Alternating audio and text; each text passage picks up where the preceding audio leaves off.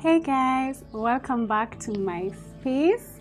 My name is Nancy and we are still figuring out what we want to call this space, but it's a space whereby we talk about growing, evolving, we talk about healing, we talk about life in general, friendships, work, careers, we talk about adulting, family. Those are all the things that we want to get into. We talk about dating. We're going to talk about dating. So welcome. We are toying around calling this space Confessions of an Evolving Millennial, or the Evolving Millennial, because I'm a millennial, and the word confessions is from the fact that I'm very notorious for constantly saying that I have a confession. So welcome to this space. And today we want to talk about a confession of mine. The confession is that from time to time, I do feel like I wasted my 20s. If you've not seen the previous video, I mentioned that I was married and divorced in my 20s, and there are a lot of lessons and regrets that I have around it, and that's what we want to get into today. And in case you're wondering, especially for people in my life, why is she talking about this right now? Because I have made the conscious decision to not talk about this for the last 5 years. I decided that I was not ready to talk about it. A lot of people wanted to know what happened, but I intentionally had decided that I don't want to talk about my divorce story until I feel comfortable to talk about it, until I feel ready to talk about it. I think the main reasons why I chose not to talk about it very publicly, and even chose not to really engage people about it or talk to people about it, is number one, I did not want to bleed on anyone. I just felt like I needed the time to really heal and get out of that space where maybe I feel like a victim and I can be able to see myself as a victor in this whole thing. I felt like that was the best time to be able to talk about it, not from a place of, woye. I also did not want to come off as if I'm maybe trying to taint anyone's name, because that has never been my intention and that will never be my intention. Because right now it's been many years and there are things that I've seen in retrospect and I'm like, okay, yeah. As much as I do not approve of certain things that happened or certain behaviors that were exposed, I'm also gracious enough to be like, this person was also growing, this person was also figuring their things out, I also just didn't want to have a back and forth with people, because interestingly enough, now there are people who told me, even though I've not actively told them the details of how things ended and why they ended, they've told me, you know what, we can see why you made the decision that you made. And I feel like I just didn't want to use my energy then to try and convince people and make them understand why I was making the decision I was making, because now they understand, because they've seen things for themselves, that even if I had tried to explain back then, they would have just not understood. And I knew that might have been the case. I was aware that if I try to explain to people, they might not understand. I'm not ready to deal with that. You know what I mean? And also because I knew at the end of the day, this is a decision that I had made by myself, by the way. I made this decision by myself. I was not influenced by any outside influences. And so I felt like, I don't need now to start telling people. See, it's a decision I made by myself, for myself. Let me just stick to it and, figure things out by myself at that time. Although I did have people that I could lean on, but I made the decision to make that circle extremely small, just because I felt that was the right thing to do at the time. And I don't regret it. I think it was the right decision to do. It just reduced a lot of possible drama that would have happened that I did not have the energy to deal with.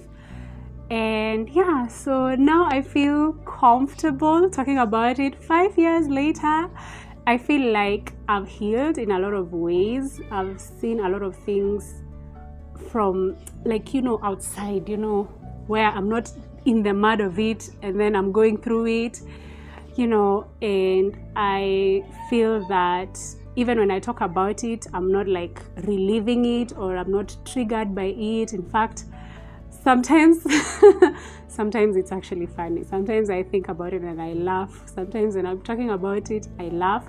And that's how I know, like, I'm in a good place when it comes to that. And that's how I also know that I am comfortable and ready to talk about it now. So yeah, let's dive right in.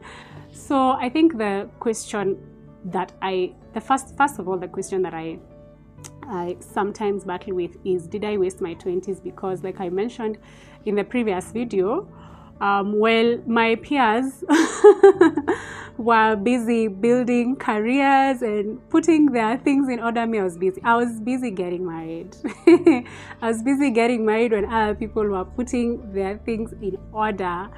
And so sometimes I do feel like maybe it has contributed to some delays in my life when it comes to personal growth, career growth, being more financially empowered, because then I used a lot of time that I would have used for other things to grow myself. And yes, sometimes I do feel like probably I did waste my 20s. However, after a lot of toying around with that question and talking it out and journaling and whatnot, I came to the conclusion that, by the way, you know what? I didn't waste my 20s. If anything, I lived. It might have been very different from how other people lived in their 20s, because some of my friends really lived in their 20s. That's the time they partied, they enjoyed life, they traveled, they did all the things. Mine was different, but it was still a different kind of living. And I think that's why we usually say that our journeys are so different and our paths are so different, and we should embrace our journeys as they are. For me, I can say I lived because I made the bold decision to get married at the age that I got married. I made the decision to relocate to another country, a foreign land, as a missionary.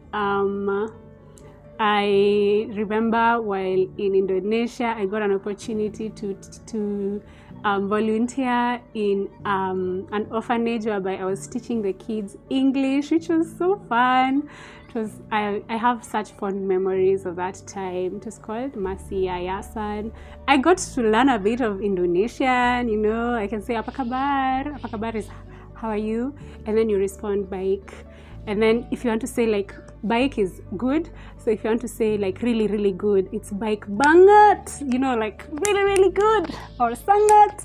So I learned a new language. I met amazing people that are still in my life that I get to still enjoy and experience in Indonesia, in Singapore. I got an opportunity to go to Malaysia and got detained, guys. In the airport, in the airport cell. I slept in a cell, guys, at the airport, and we were almost being deported. And deep down I was like, God, make it happen. But it did not happen. I got an opportunity to see some really beautiful well, I want to say beaches, but yeah, I mean beaches, like the beach in Bali. I got an opportunity to I think I can comfortably move around Singapore by myself, comfortably. Yeah, so I lived it in my own weird way. I lived. I remember having my first dog lab. in Indonesia. His name was Jojo. He was a pit bull, and he really loved me, and I loved him so much. And I don't know, he made me feel safe, and yeah, he'll always be in my heart. And he grew so old that he left. He had started getting blind. Oh my god, sorry for another day. But yeah, I ran away, guys. Okay, I ran away, like me, Nancy, and then like, you know, a very soft person, so to speak. So like getting the courage to like walk out of a marriage by running away.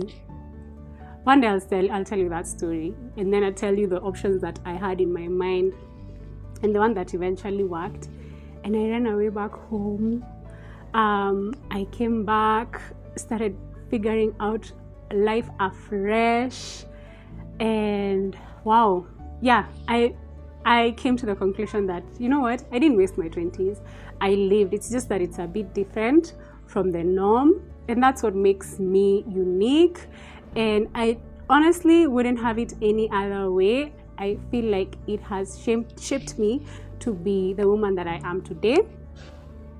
I have a bit of a cold, so excuse me. So yeah, I can boldly say that I lived. I refuse to believe the narrative that I wasted my 20s. And I think now the thing that we can talk about is like, what are some of the lessons that I learned from that experience of being married and divorced in my 20s. I got married in my early 20s and then left in my mid 20s, and I could say that I learned a lot of things. I've learned a lot of things in the last 5 years, and even during that time, and also have some regrets of things that I wish I knew earlier, and then I would have done, maybe I'd have done things differently, even though I think that everything, and I believe that everything works out together for good. And with that being said, I'm going to talk more about some of the lessons and the regrets that I have from getting married and divorced in my 20s in the next video. So I really hope to see you, and I hope you've learned something from this video about not allowing certain, you know, narratives to play out in your own story. You know, sometimes it's just the lies in our heads of, oh, you wasted, oh, you didn't, you know. But like, when you look at it from a deeper level, in retrospect, there's so many beautiful things in your journey that you can still be able to celebrate. So see you in the next video, and until next time, bye.